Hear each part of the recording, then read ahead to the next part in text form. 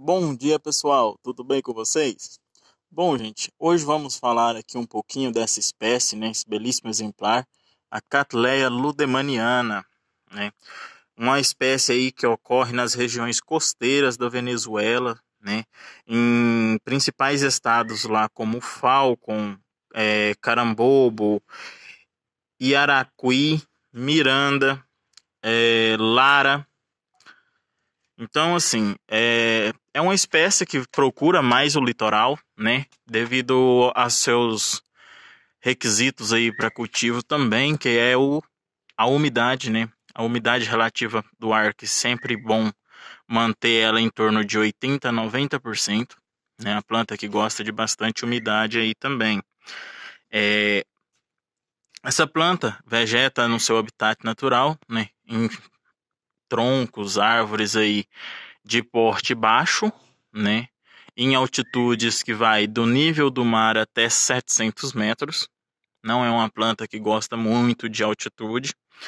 Então, assim, para quem mora aqui no estado, igual eu que sou de Goiás, né? Então fica num parâmetro aí bom de altitude para o cultivo dessa planta, né? É, é uma planta de muito fácil cultivo, certo?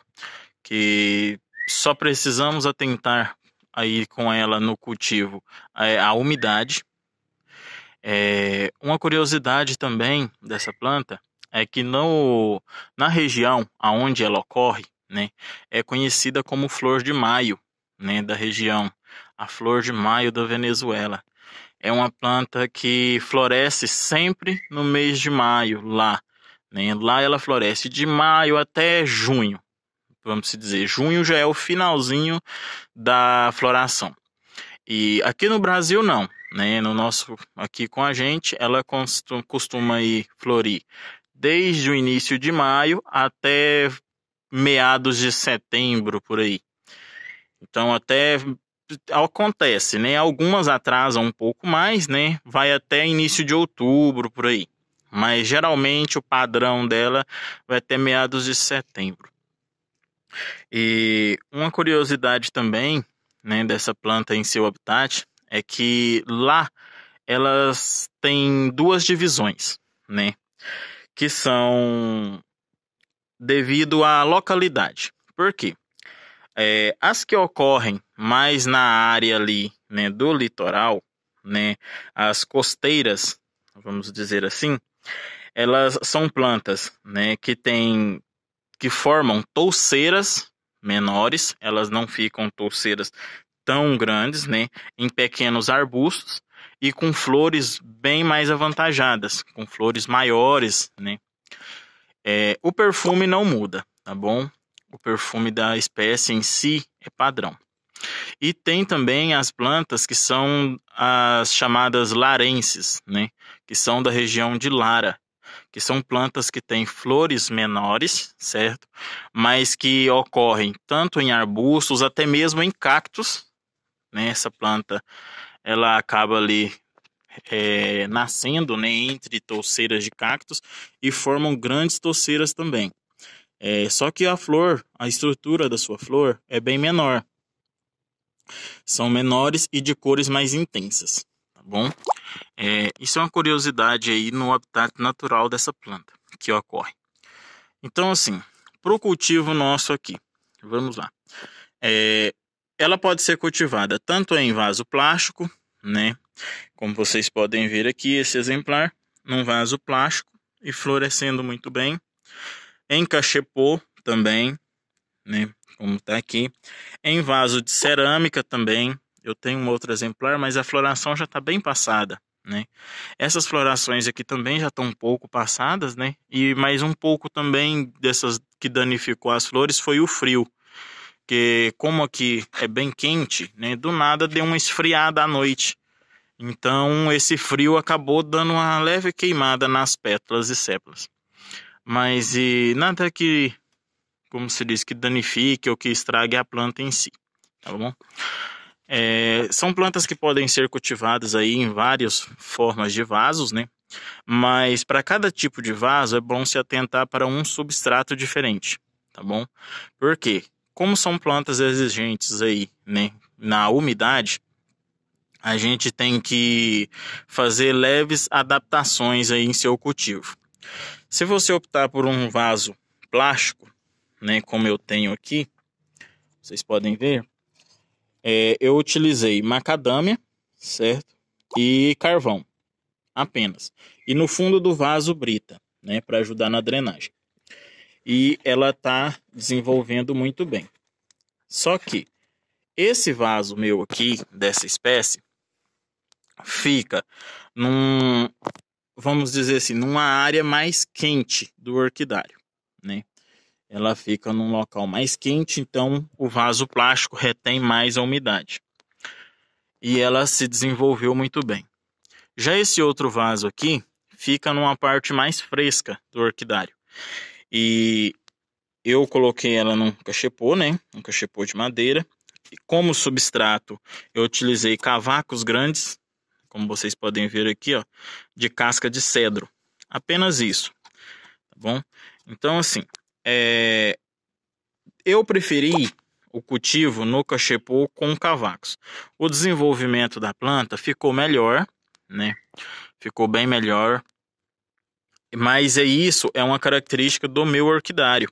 Porque como eu adaptei o meu orquidário para plantas asiáticas, a umidade aqui é mais alta, né? Dentro do orquidário é bem mais alta.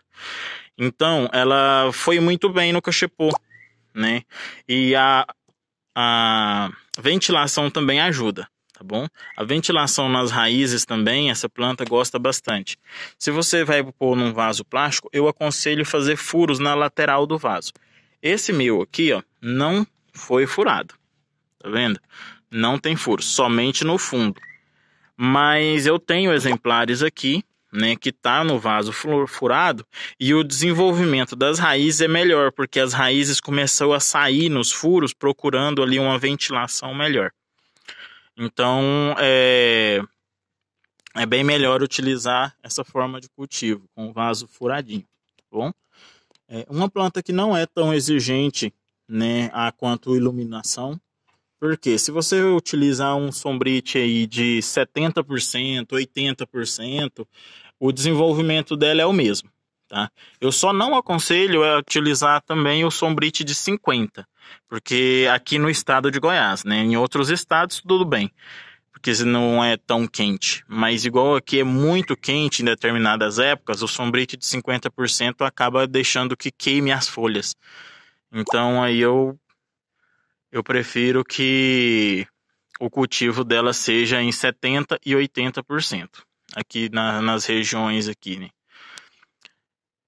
É uma planta que não dispensa adubação, né, como todas as outras aí, mas a sua adubação ela apresenta um melhor resultado em adubações solúveis, tá? Eu não sei o motivo para estar passando para vocês devido a isso, mas eu já fiz o teste de utilizar somente o Humus Coat, né, no vaso, que é um adubo de liberação lenta também, né? Mas o desenvolvimento dela foi mais lento. E quando eu utilizo uma adubação solúvel, né, que é aplicado foliar aqui e tudo mais na planta, o desenvolvimento dela é mais acelerado. Então já deu para notar isso. Então é sempre bom utilizar aí um adubo solúvel, né, que seja balanceado para estar tendo um bom desenvolvimento aí em si. E tirando isso, pessoal, é uma planta bem simples, tá? É uma planta rústica, né? Uma planta muito resistente, não é planta que adoece facilmente, né? Que tem muitas catuleias que acabam contraindo aquelas manchas, né? Que são bactérias na folha, ou fungos, essas coisas. Desde que você tenha uma ventilação bacana, né? Uma corrente de ar aí bacana no orquidário e tudo mais, ela vai estar resistindo bastante a isso, né? Esse tipo de problema aí. Até mesmo aquela doença que dá de apodrecer os brotos, né? Todo brotinho novo, ela acaba escurecendo, né, e melando. Então, com essas plantas, eu nunca tive esse tipo de problema, né? Eu tenho aqui cerca de 50 vasos de Ludemaniana na minha coleção, e com nenhum deles já aconteceu isso até hoje, né? Já tem um bom tempo. Então eu nunca tive problema. Essa planta apresenta essa resistência aí a mais né, do que outras espécies de Cattleya aí. Então, pessoal, é uma planta muito bonita, é uma planta que tem um perfume muito bom, tá? É um perfume adocicado, mas não é enjoativo nem nada, é um perfume bom. É uma planta que dura bastante florida, né? Esse exemplar aqui mesmo já está com 15 dias, né, de flor aberta. Esse outro aqui já está com um pouco mais, já está até passando, essa flor de cá já está até começando a dar sinais para murchar, né? Uma característica também de diferenciação da Cattleya ludemaniana com a Cattleya labiata, né, que muitas vezes são confundidas, é essas estrias no labelo. Como vocês podem ver, o labelo da Cattleya ludemaniana, ele é todo estriado. Ó, por dentro, ele é todo estriado. E a Cattleya labiata não. A labiata apresenta a mesma coloração, né, desses detalhes amarelos nas laterais, a cor mais intensa na ponta do labelo e pétalas e sépalas na mesma tonalidade. E não tem as estrias. E a Cattleya ludemaniana é com o labelo totalmente estriado. Porque geralmente o pessoal confunde.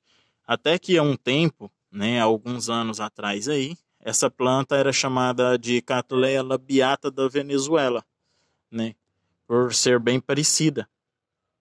Então, assim, aí, mas depois disso foi colocado tudo em seus devidos lugares aí, né? Essa planta foi registrada e tudo mais.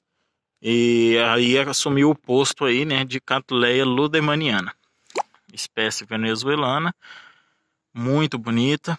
Hoje em dia, infelizmente, não é uma planta tão conhecida, né? O pessoal muitas vezes vê e acha que é um híbrido ou algo do tipo. Por ser bem colorida, uma planta bem chamativa, muitos acham que são híbridos, né? E não são. É uma espécie que, infelizmente, aí poucos colecionam, né? Poucos reproduzem também essa planta. Não se vê uma reprodução em larga escala aí, como igual a Cattleya nobile ou a Cattleya walkeriana, né, que o pessoal está constantemente reproduzindo, né? Com essa planta ela é meio que deixada, né, de lado. Mas é uma planta muito bonita, de flor bem grande, como vocês podem ver aqui, ó. É uma planta de flor bem grandona, bem chamativa mesmo. Tá bom? Então, pessoal, o que temos para falar dessa planta, mas é isso, tá? Se vocês gostaram, deixe seu like. Se não é inscrito, se inscreva no canal. Logo mais teremos outros vídeos aí. Deixe também nos comentários aí dúvidas, sugestões, dicas para próximos vídeos, tá bom? Então, fiquem com Deus e até mais.